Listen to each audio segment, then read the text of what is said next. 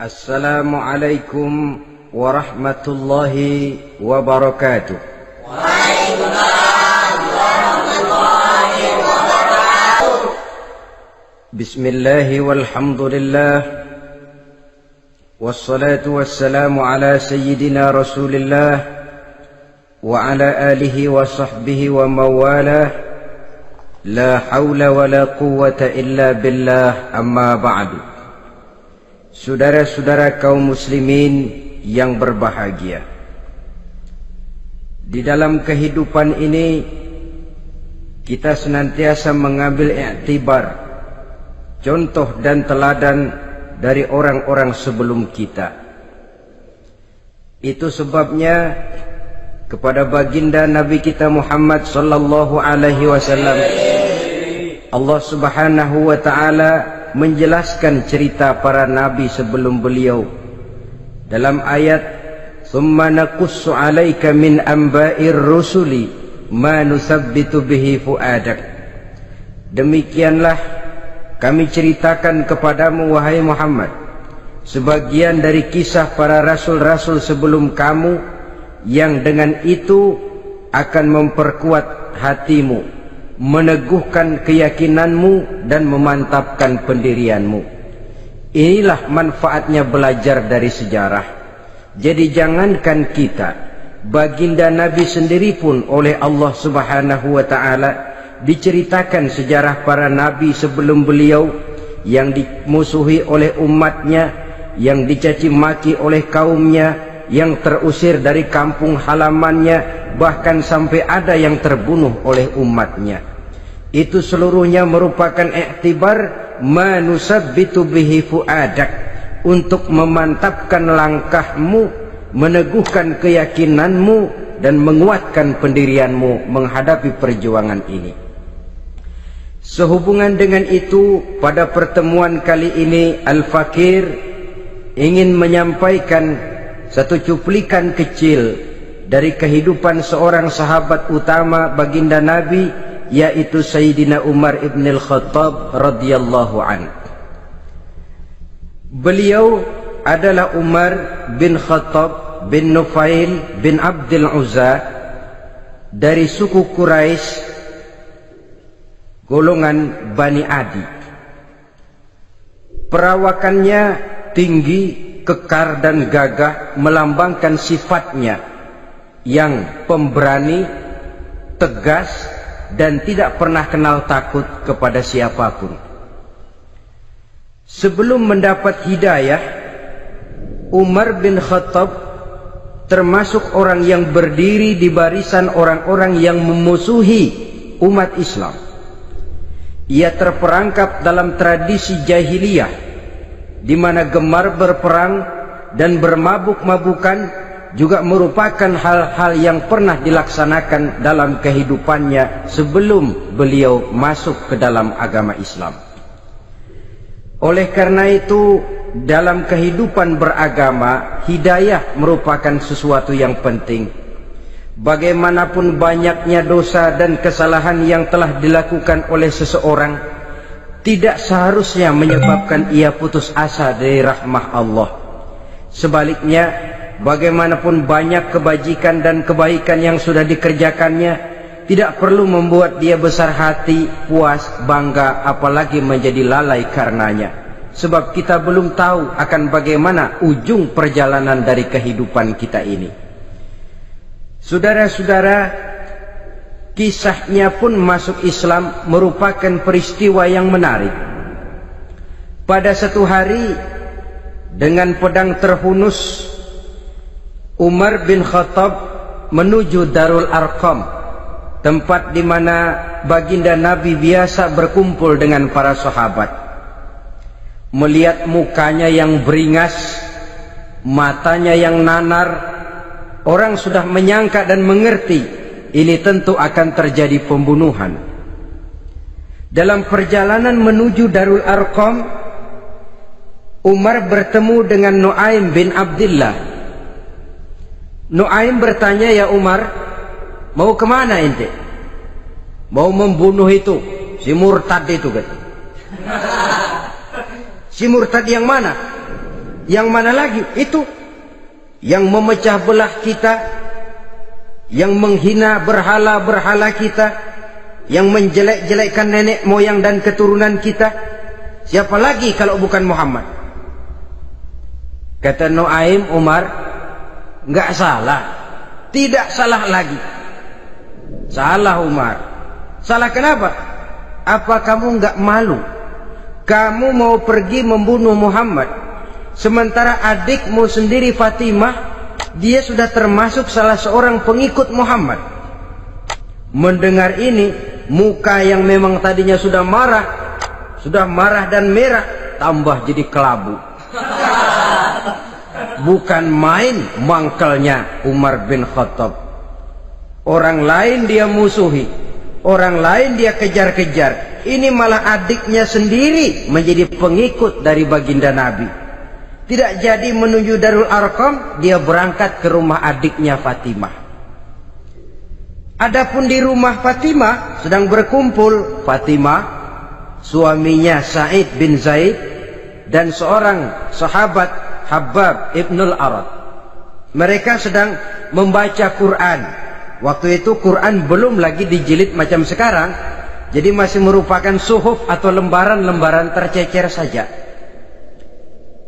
Ketuk pintu, ya tentu tidak assalamualaikum karena dia belum Islam.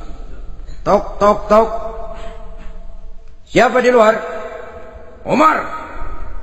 Mendengar suaranya saja, ini sahabat yang namanya Habbab ibnul Arad sudah lari ke belakang pintu. Sambil komat kamit baca doa mohon diselamatkan oleh Allah. Adapun Fatimah yang sedang memegang suhuf, lembaran tulisan Quran itu, menyembunyikan suhuf itu di belakang bajunya. Umar masuk. Fatimah, saya bang, apa benar berita yang saya dengar? Berita apa itu bang? Bahwa kau sudah masuk Islam. Bang, andai kata Muhammad memang benar, bagaimana? Sudahlah, jangan belit-belit. Jawab saja, kau masuk Islam benar atau tidak? Ya. Saudara hadirin, begitu dikatakan iya, tangannya langsung melayang, menampar muka adiknya ini, sehingga mengalir darah dari hidungnya. Suaminya Sa'id bin Zaid yang mencoba melindungi istrinya, dipegang lehernya, dibanting, diduduki dadanya. Oh, ini jawara ini.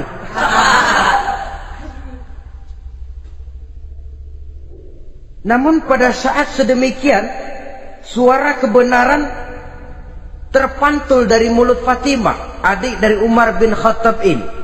Umar, apakah engkau memukul orang yang bersaksi bahwa tidak ada Tuhan melainkan Allah dan Muhammad Rasulullah?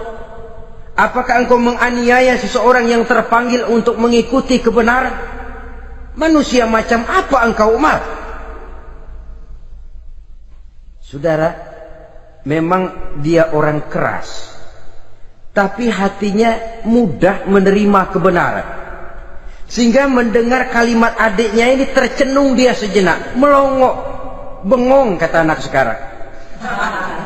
Ini kalau tidak karena keyakinan yang mantap, tidak mungkin orang ini, anak adik saya ini bicara macam begini. Umar, mengapa engkau memukul orang yang bersaksi bahwa tidak ada Tuhan melainkan Allah dan Muhammad Rasulullah?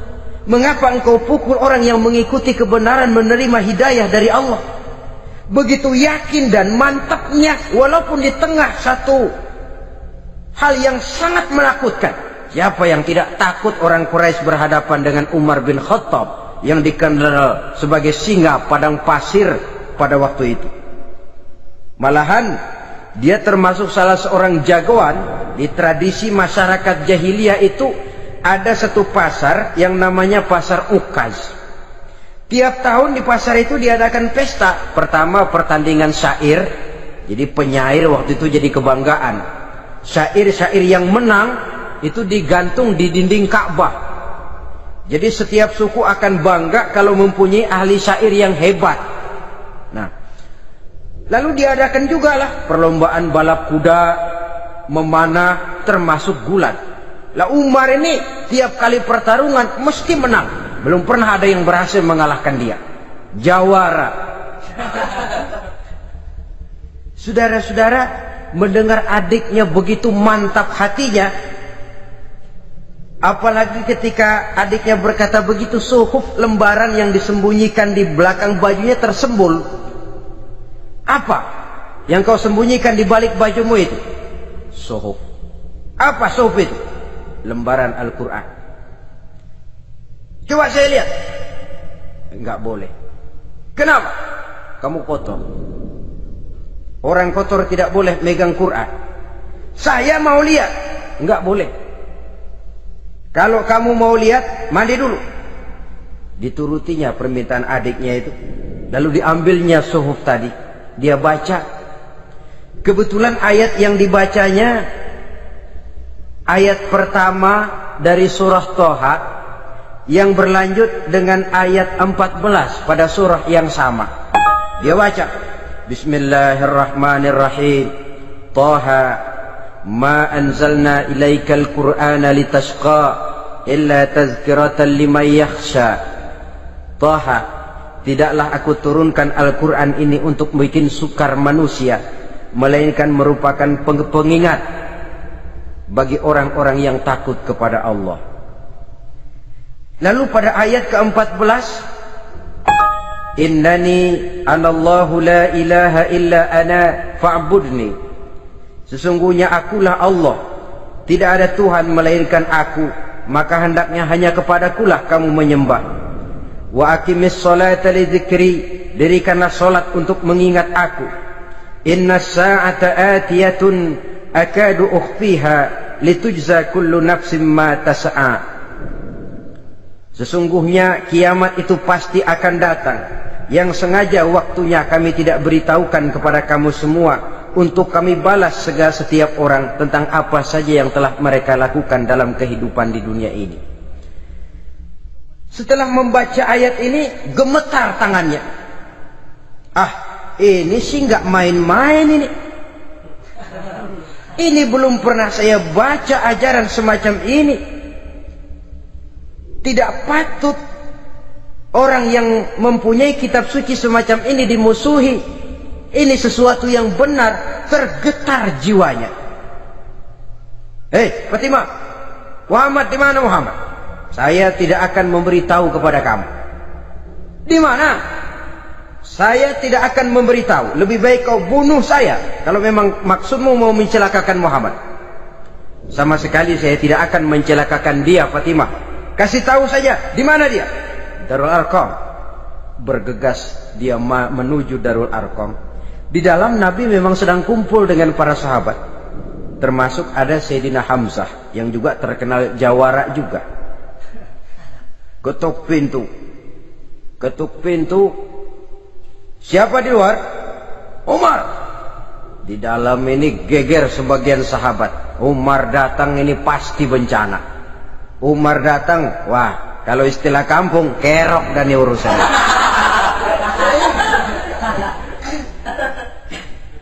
Tapi baginda Nabi menenangkan mereka. Tenang, mudah-mudahan ada hikmahnya. Sayyidina Hamzah tampil, bukakan dia pintu.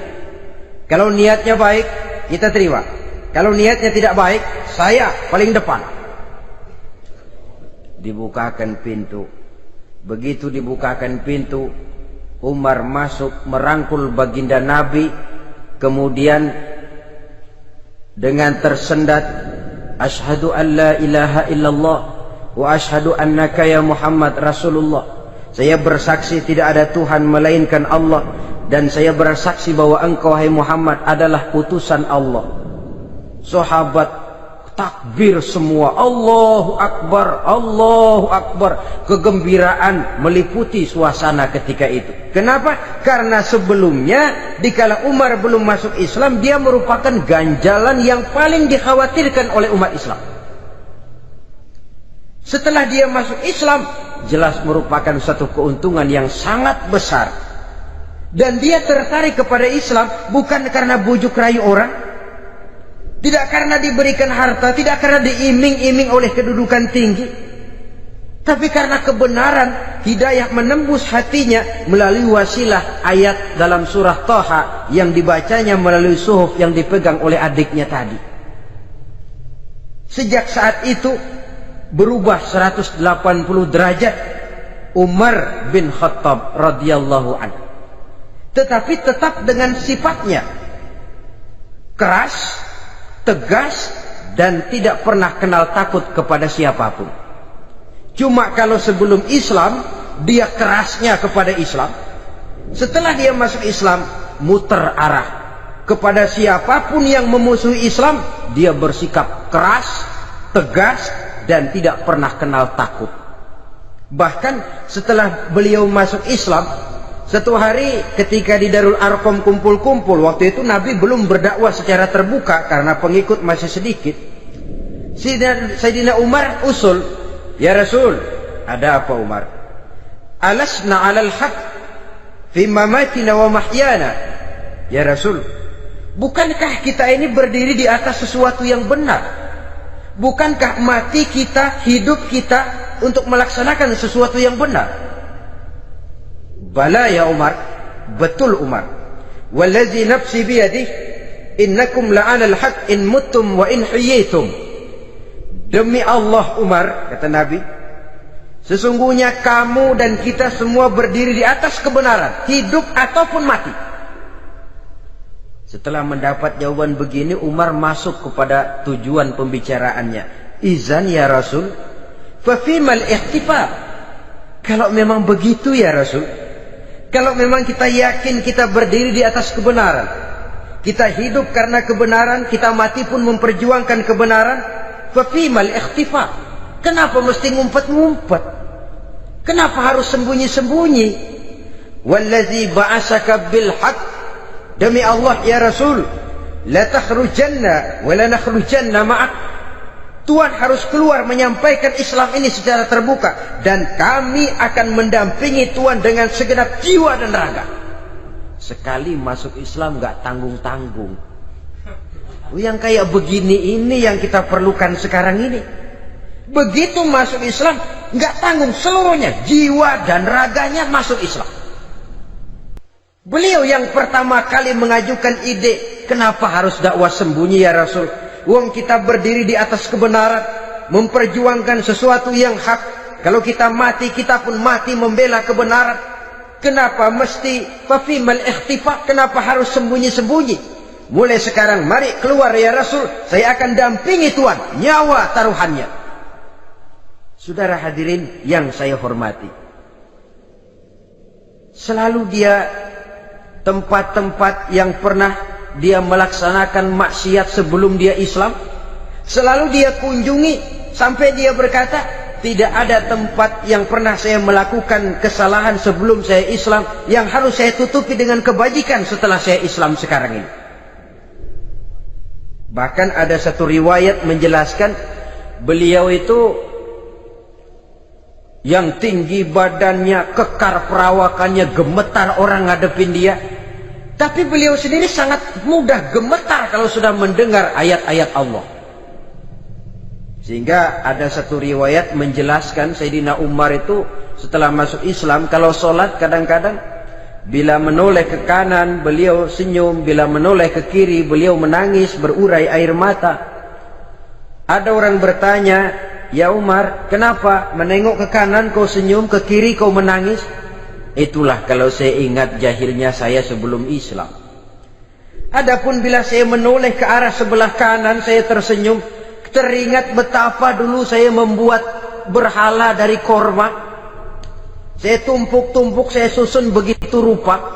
Setelah saya sembah, saya makan itu korma. Gagah betul saya waktu itu, sampai Tuhan pun saya makan. Adapun kalau saya menoleh ke kiri, teringat putri kesayangan saya yang terbawa oleh tradisi jahiliyah, takut menanggung aib, merasa malu mempunyai anak perempuan, sampai dia terkubur hidup-hidup. Berurai air mata saya mengingat semua itu. Padahal Nabi sudah memberikan jaminan. Sebab saudara jangan lupa, Orang kafir masuk Islam, dalam Islam itu dihitung dari bayi lagi. Dari nol, itulah untungnya. Jadi misalnya sudah 60 tahun, dari kecil sampai 60 tahun kafir. Umur 61 masuk Islam. Nah, sejak umur 61 itulah yang dihisab oleh Allah. 60 tahun ke bawah gratis bersih pemutihan. Istimewa betul. Tapi jangan lalu diniatin, gua kafir aja. Nanti sudah tua-tua mau giliran mati baru Islam. Nah, itu diniatin lain. Ini yang karena faktor hidayah, saudara-saudara. Nah, cintanya kepada baginda Nabi luar biasa. Dalam setiap pertempuran beliau selalu di front terdepan. Bahkan demikian cintanya sampai ketika hari di mana baginda Nabi wafat, saudara-saudara. Disampaikan berita wafat Nabi kepada Umar ini. Ya Umar, baginda Nabi sudah wafat. Kamu ngomong apa? Baginda Nabi sudah wafat. Bukan sedih, nyabut pedang, keluar matanya melotot. Siapa yang bilang Muhammad mati, saya tabas batang lehernya. Begitu cintanya beliau kepada baginda Nabi, sampai-sampai nggak menerima kalau Nabi wafat. Taruhlah nggak bisa mati bersamaan, bolehlah mati beriring-iring saja barangkali maksudnya. Saudara-saudara, cabut pedang, kelayaban kemana-mana. Ayo, siapa ngomong Muhammad mati, saya tabas batang lehernya. Sampai bertemu dengan Sayyidina Umar, Sayyidina Abu Bakar. Di tempat orang banyak, Sayyidina Abu Bakar yang bijaksana ini pidato. Ayuhan nas, man kana ya'budu Muhammadan, fa inna Muhammadan qad mata. Wa man kana ya'budu Allah, fa inna Allah hayyun la yamut. Wahai manusia, barang siapa yang menyembah Muhammad, maka Muhammad sudah mati. Tetapi barang siapa yang menyembah Allah, Allah akan hidup selamanya dan tidak akan pernah mati. Mendengar pidato ini, Sayyidina Umar sadar bahwa sebenarnya yang tidak bisa mati itu cuma Allah. Bagaimanapun agungnya baginda Nabi, besarnya baginda Nabi, tinggi akhlak budi pekertinya Nabi, cintanya beliau kepada Nabi, Nabi manusia dan manusia harus mati.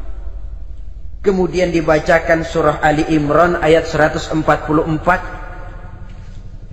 Wa ma Muhammadun illa rasul qad khalat min qablihi rusul afa immata aw qutilan qalabtum ala aqabikum.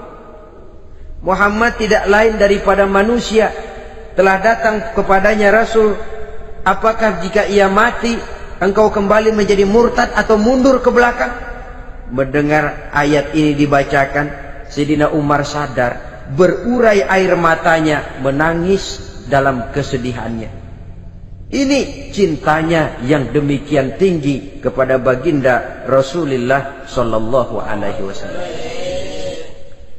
Begitulah seluruh kesalahan yang dia lakukan pada saat sebelum dia masuk Islam, berusaha dia tutupi dan dia tebus dengan segala kebaikan, pengabdian, perbuatan soleh setelah dia masuk Islam.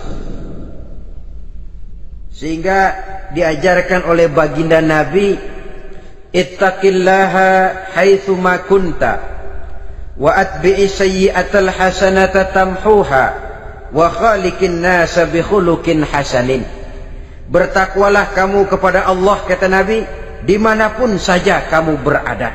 Jadi takwa tidak kenal tempat. Dimanapun saja kamu berada, bertakwalah kepada Allah. Di rumah takwa, di pasar takwa, di kantor takwa, di tengah orang banyak takwa, pada waktu sendirian takwa. Ittaqillaha haitsu ma kunta. Bertakwalah kau kepada Allah dimanapun saja kamu berada. Jangan takwa pakai tempat. Di masjid takwa, di kantor nyolong. Itu tidak haitsu ma kunta yang diajarkan oleh Nabi. Dimanapun kamu berada, bertakwalah kepada Allah. Wa atbi'i sayyi'atal hasanah tamhuha. dan iringi perbuatanmu yang salah dengan kebaikan. Jadi kalau satu saat terselip kita berbuat salah, cepat iringi dengan kebaikan, tamhuha, dengan harapan kebaikan yang kita kerjakan akan menutupi dosa yang terselip kita lakukan.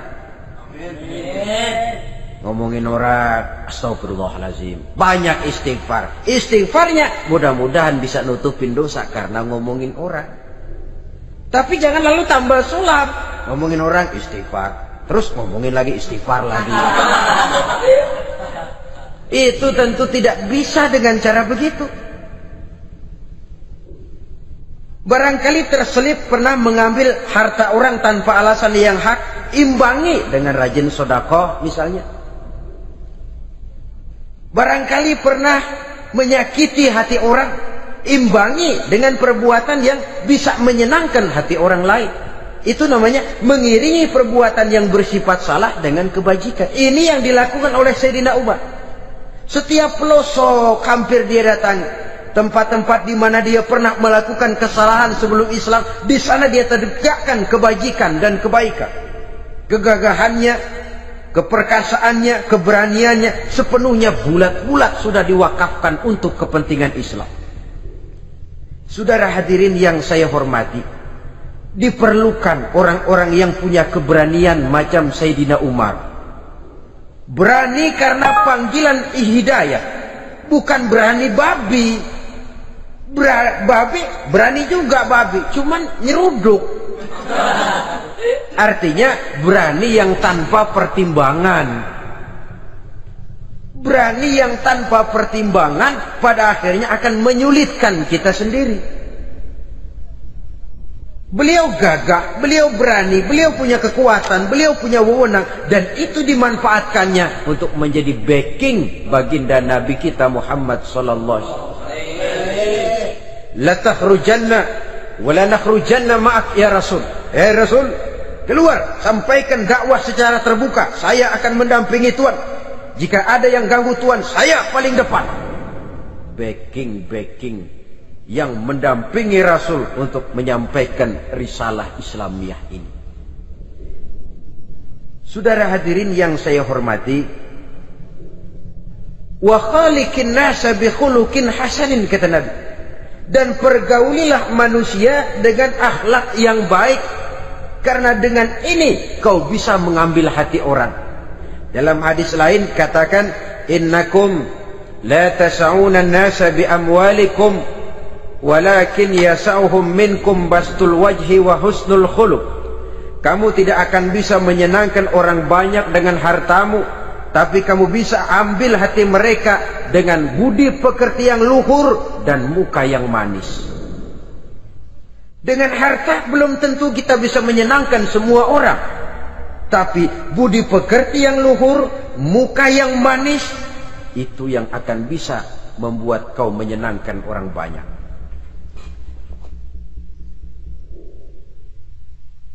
Setelah baginda Rasul wafat,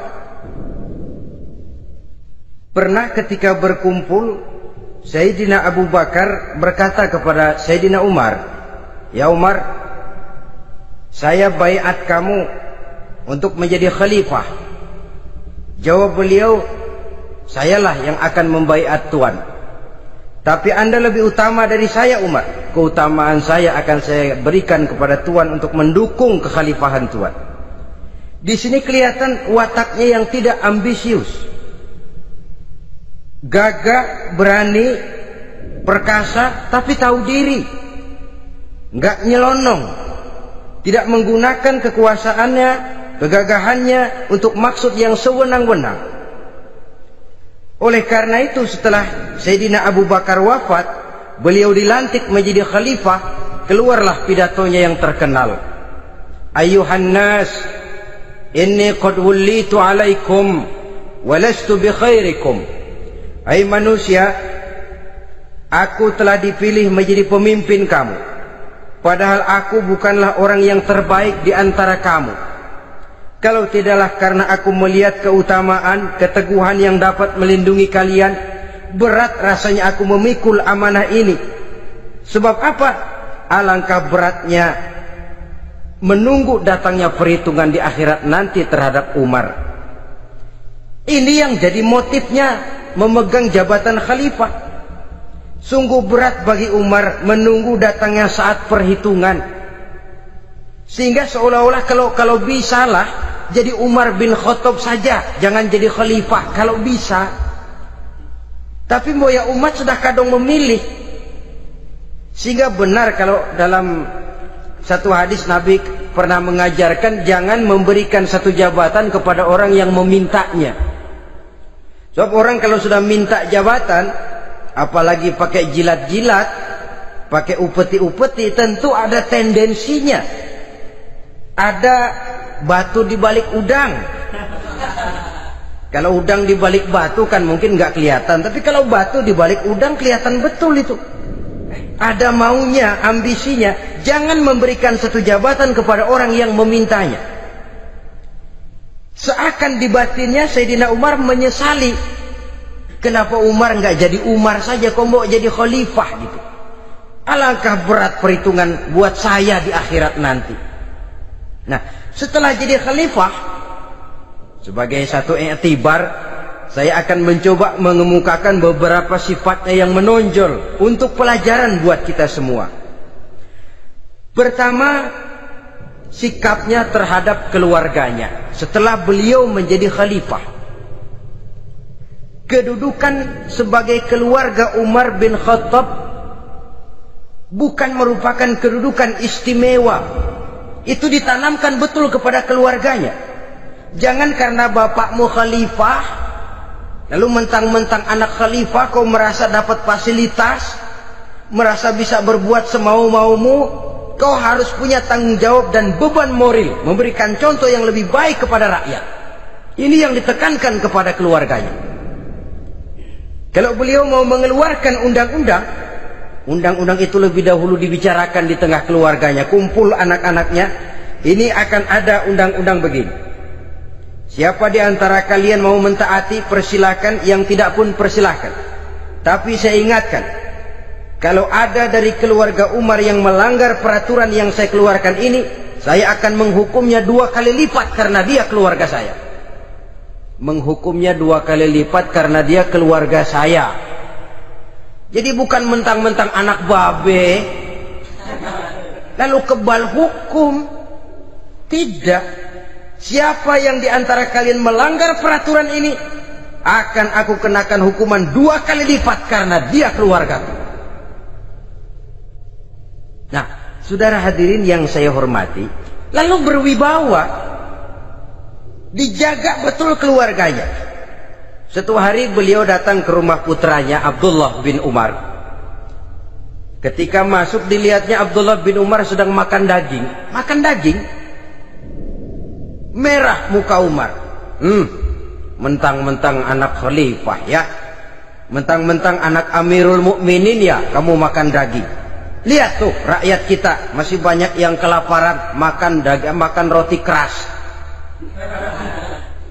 Padahal itu halal, sesuatu yang diperoleh dengan usahanya sendiri. Tetapi begitu hati-hatinya Umar untuk menjaga pandangan orang. Keluarga khalifah merupakan beban moral sebab akan dijadikan contoh oleh rakyatnya. Mentang-mentang anak khalifah ya makan daging. Lihat tuh rakyat, roti keras digarotin. Lain saat beliau pergi ke satu pasar. Di situ dilihat ada sapi gemuk-gemuk. Tempat lain sapinya kurus-kurus.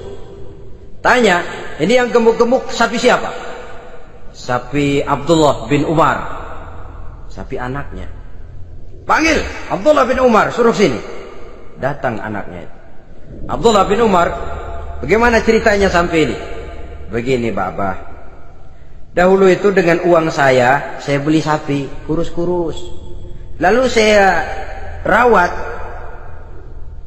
Saya berikan upah orang untuk merawat sapi-sapi itu. Sampai sekarang dia menjadi gemuk. Akan saya jual dan keuntungannya tentu sesuatu yang halal. Subhanallah, kata Umar. Kau ini anak Amirul Mukminin. Jual sapimu.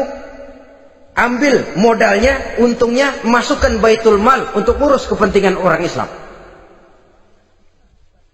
Dia nggak mau anaknya terlibat bisnis, ndompleng kekuasaan ayahnya. Karena mentang-mentang anak khalifah lalu segala macam bisnis lancar. Orang takut karena apa? Anak babe. Ada lagi. Pada waktu pembagian harta ghanimah, putri beliau yang namanya Hafsah, ini adalah istri baginda Nabi, meminta bagian. Kaum kerabat ayah, ini kerabat khalifah, kitalah dulu kerabat. Kalau kau kerabatku, maka jatahmu nanti dari ayahmu. Harta ini masih lebih banyak dibutuhkan oleh orang-orang Islam. Nanti belakangan kalau ada sisanya. Belakangan kalau ada sisanya. La haula wala quwata illa billah.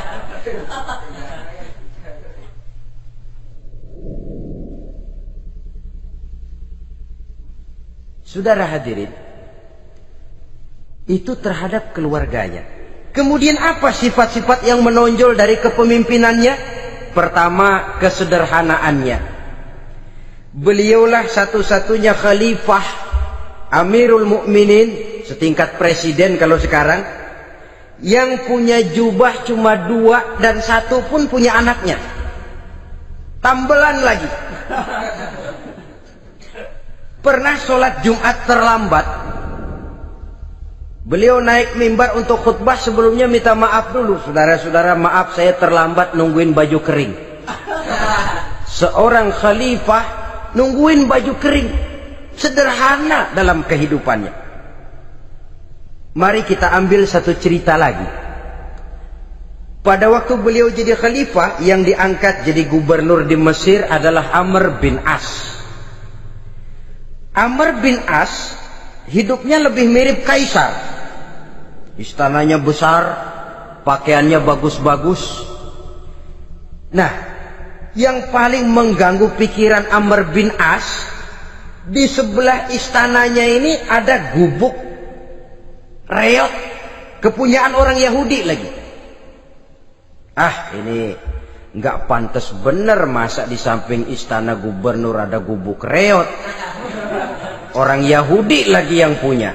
Ini mesti udah bikin saja rencana, panggil dinas tata kota, bikin planning. Di sini mau dibangun masjid, proyek negara. Bikin gambarnya, susun anggarannya, tender. Saudara-saudara, si Yahudi yang punya gubuk reot dipanggil. Yahudi, ada apa, Pak? Kamu tahu nggak? Enggak. Iya, memang belum saya kasih tahu.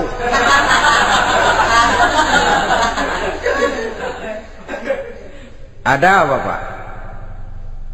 Itu kamu punya gubuk, tahu, kena proyek. Proyek apa, Pak? Kami mau bangun masjid besar di situ, dan tidak sesuai ada gubuk reot di samping tempat gubernur.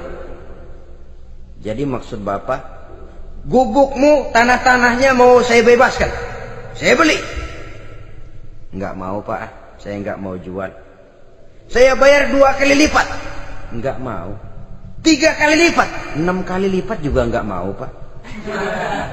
Saya dari muda peres keringat banting tulang, cuma segitu-gitunya, Pak, tempat saya tinggal. Gubuk reot sama tanahnya sedikit, makmur saya, Pak, cuma rumah sama sumur.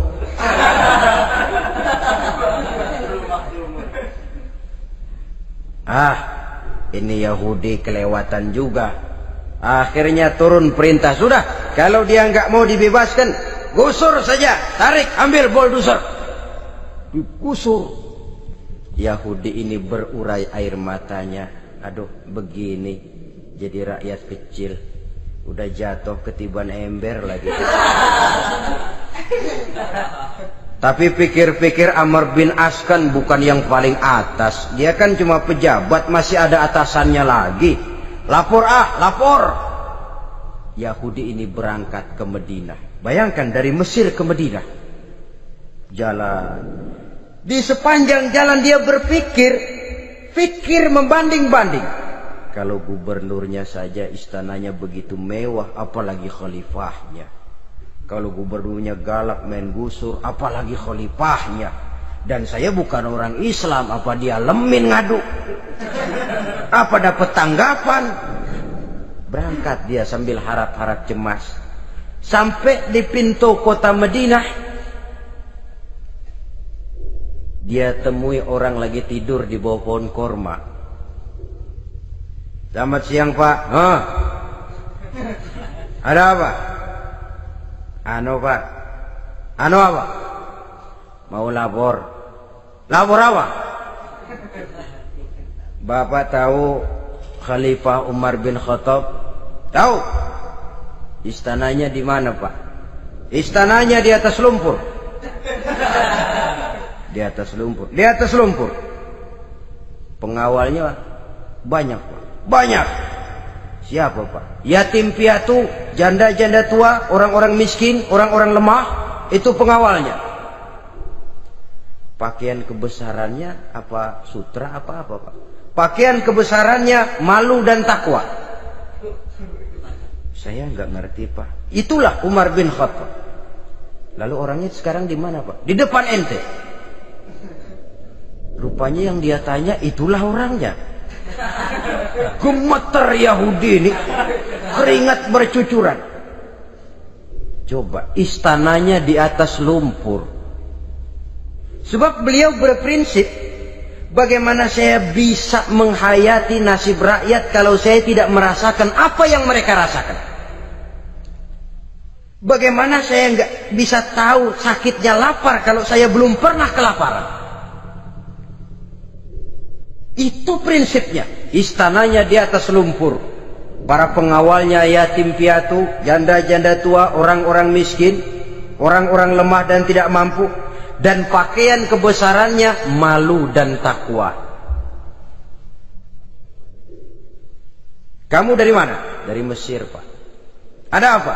Mau laporan gubernur Bapak di Mesir yang namanya Amr bin As. Kenapa? Main gusur aja Pak.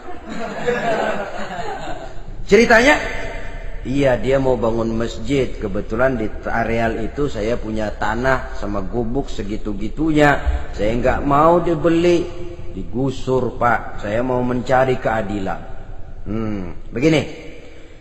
Kamu lihat tempat sampah itu? Lihat. Di situ banyak tulang. Coba kamu ambil kemari satu. Tulang unta, bawa sini. Bingung Yahudi. Pak, saya kemari mau cari keadilan. Kalau tulang mah di Mesir juga banyak Pak.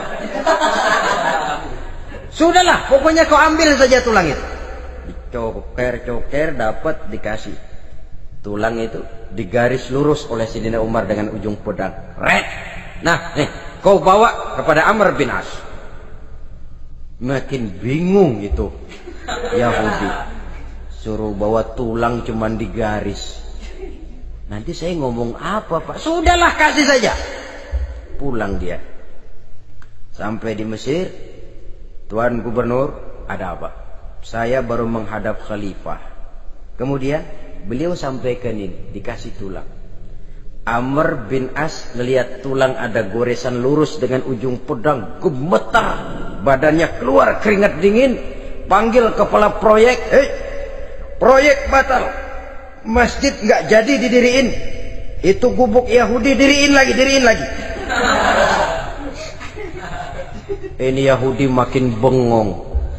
Ini gubernur dapat tulang doang segitu takutnya.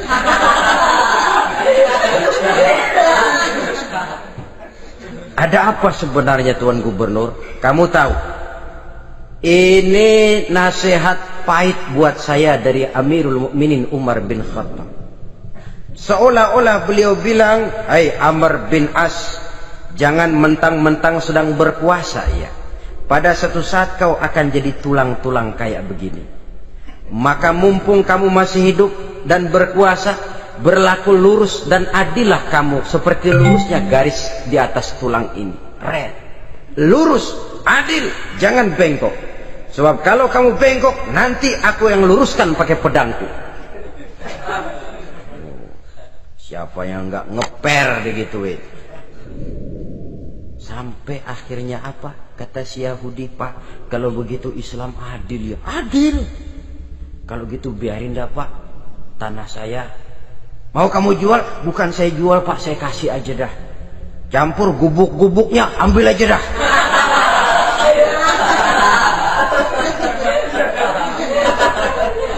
Masuk Islam si Yahudi ini oleh karena keadilan dari Umar bin Khattab.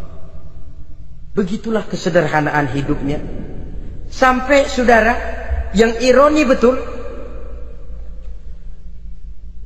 pernah Utsman bin Affan, Ali bin Abi Thalib, Thalhah dan Zubair kumpul mendengar berita bahwa Sayyidina Umar ini punya hutang. Bayangkan, seorang khalifah untuk melangsungkan hidupnya sampai punya hutang. Padahal Baitul Mal di bawah kekuasaannya. Berunding Utsman, Ali, Thalhah, Zubair. Kalau kita langsung ngomong sama Umar nggak enak dong, dia nggak bakalan terima. Lewat putrinya aja, Hafsah. Baik. Hafsah ngomong sama Umar, Abah, kenapa? Bagaimana kalau honor Abah ditambah, ditingkatkan supaya hutang bisa ketutup? Hafsah, saya Abah. Siapa yang nyuruh kamu ngomong begitu? Enggak ada. Ada. Saya tahu ada ini. Kalau nggak ada kamu nggak mungkin ngomong begitu. Tapi orangnya kalau saya tuntut mereka mungkin nggak mau. Sekarang saya mau tanya Hafsah, kau kan istri Rasul, betul? Nah, saya mau tanya, suamimu makanannya apa? Daging? Bukan. Roti. Tempat tidurnya kasur empuk? Bukan.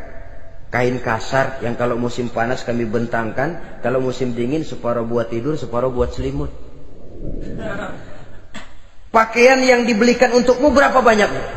Cuma 2. Nah, itu guru saya, orang yang paling saya cintai, dan itu yang saya ikuti. Bahkan setelah beliau wafat, Sayyidina Umar ini hutangnya ditanggungkan kepada anaknya Abdullah bin Umar, dan itu pun dilunasi dengan menjual rumahnya, sehingga rumahnya itu disebut Darul Qadha, rumah bayar hutang. Begitu kesederhanaannya. Jadi nggak pakai aji mumpung jadi khalifah lalu kayak ikan gurita, tangan yang mana aja megang. Itu kan mental monyet. Monyet itu kan begitu, tangan megang kiri kanan, mulut ngawal, kaki megang, temennya dikasih masih ngerampas juga. Monyet rakus betul itu. Itu kesederhanaannya.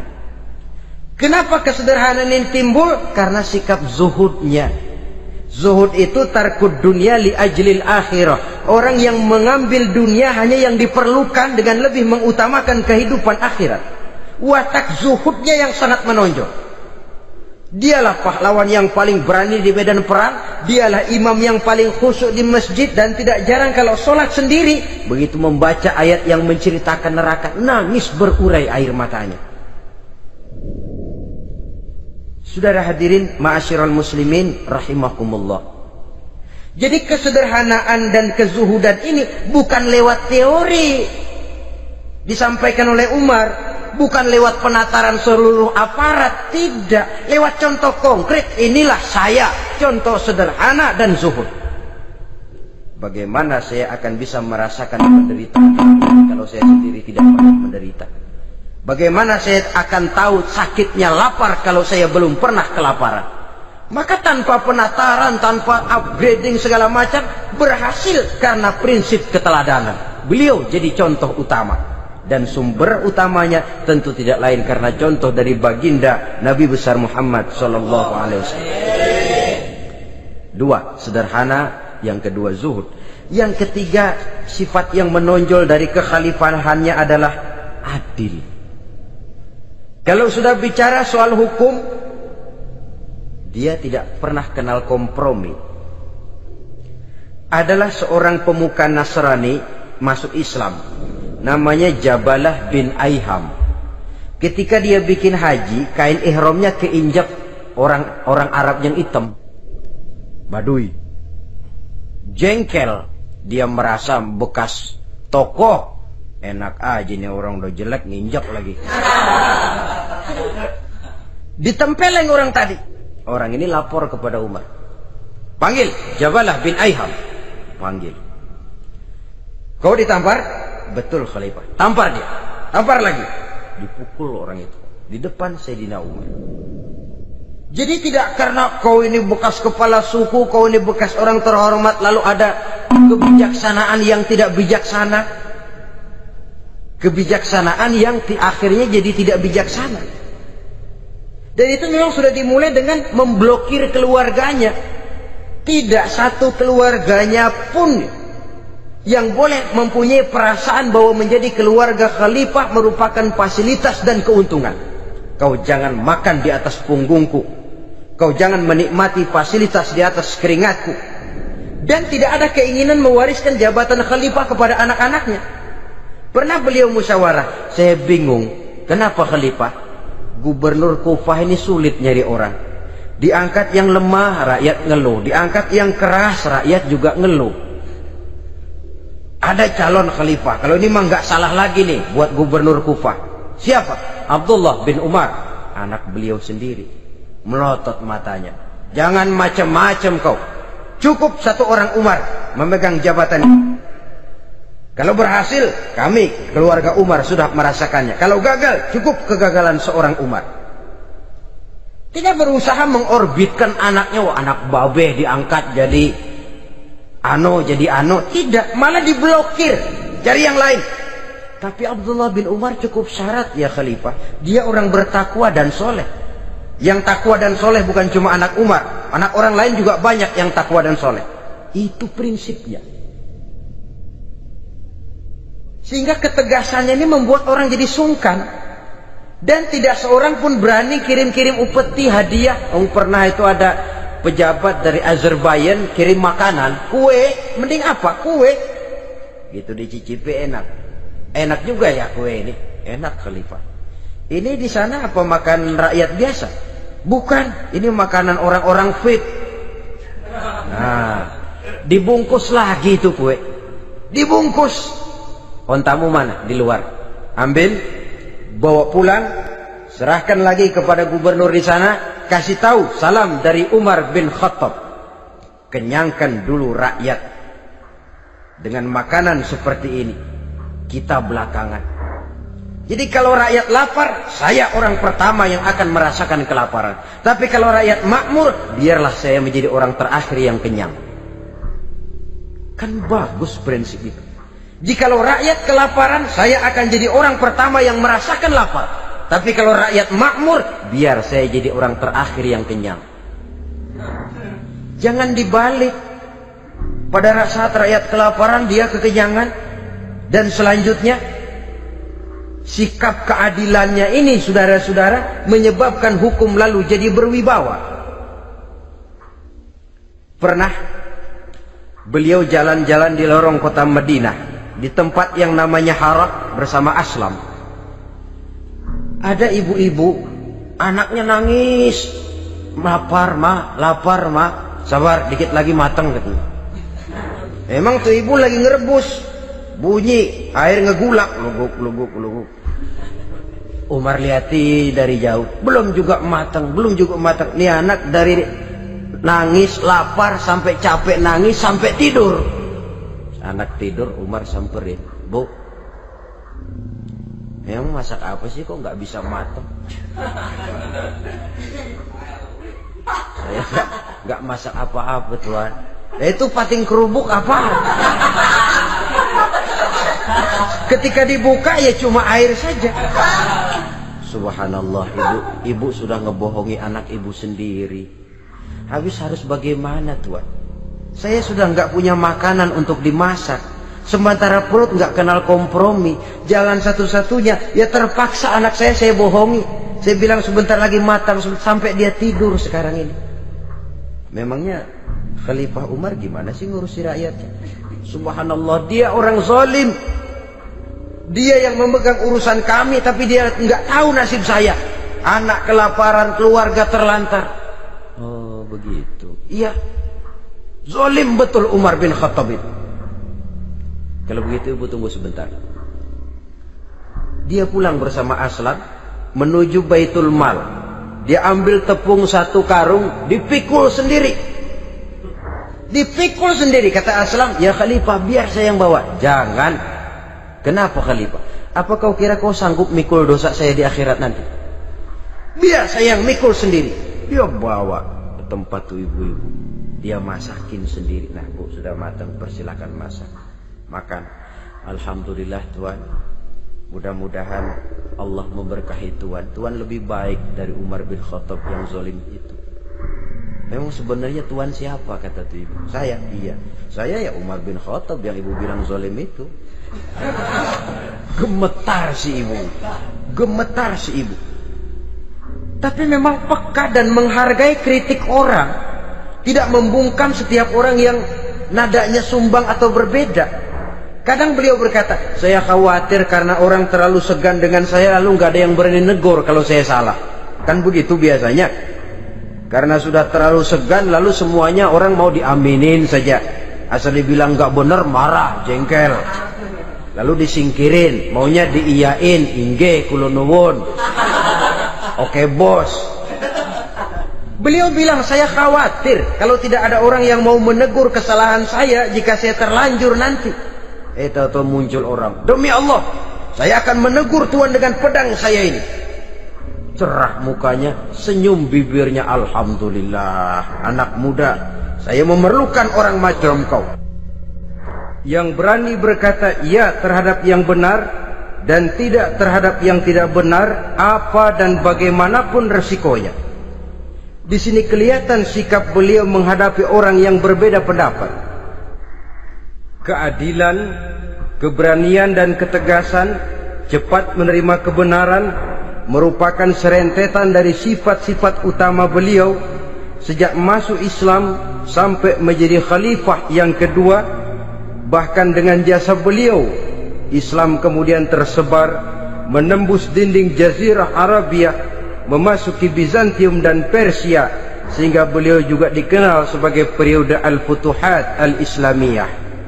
Nah, saudara-saudara, inilah cuplikan kecil dari kehidupan seorang agung dan besar yang memang sangat terbatas kata-kata untuk melukiskan kebesaran itu. Namun yang secuplik ini mudah-mudahan menjadi sumbangan moral dalam rangka kita memperbaiki diri menuju kehidupan yang lebih baik. Terima kasih banyak atas segala perhatian. Mohon maaf atas segala kekurangan. Usikum wa nafsi bitaqwallah. Wassalamualaikum warahmatullahi wabarakatuh.